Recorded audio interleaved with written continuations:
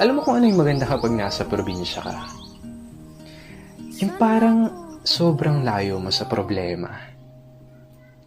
Yung manghuni ng ibon, sariwang hangin, na kahit sobrang bigat ng pakiramdam mo, kapag naranasan mo tong mga to, biglang mawawala na lang.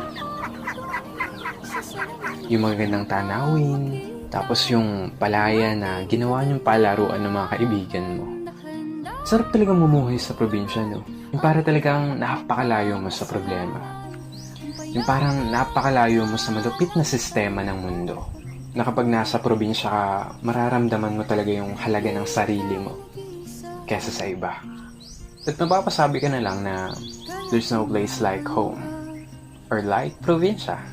At ikaw na nanonood nito ngayon, masaya ako at naparamdam ko sa'yo ang pamumuhay sa isang probinsya.